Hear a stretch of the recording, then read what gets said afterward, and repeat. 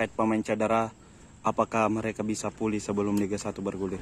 The latest condition, the players injury, are they can play before Liga?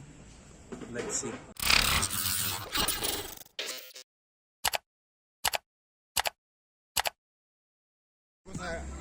Gimana sama Poli jadi tim baris?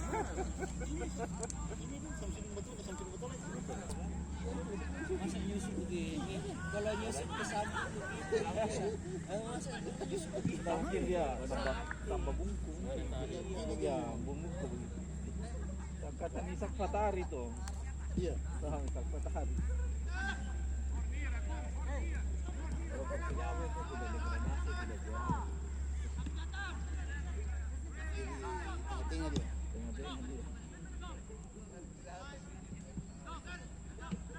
Makanya Capon dicari di luar, ternyata banyak di kumpul lapangan. Ada tuh. Di mana cari Capon di luar? Kira Ada tuh yang polus.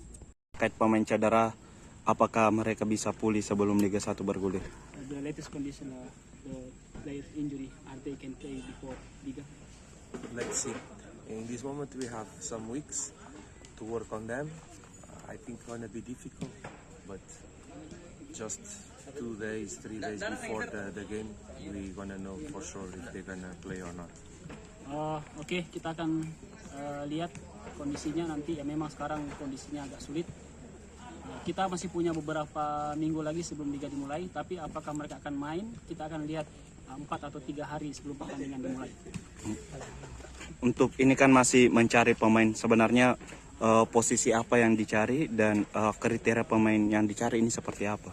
We're still looking for players. And then what kind of characteristic do you look for players, the new players? Good players. Pemain bagus saja. Untuk posisinya mungkin? Can you elaborate on the positions? Good players have always space here, all positions.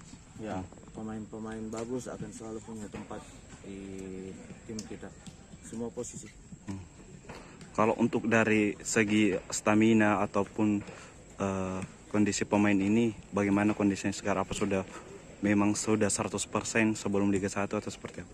In terms of the stamina, the condition, what about your players? How ready are they for the league? In this moment, it's very tough to say this because in this moment we don't know when start the league what players gonna be available to play, because as you see we have too much players injured. But the players that are working, we are trying to develop the player and of course the physical capacity also. So we're gonna try to, when start the league, we be much better than now.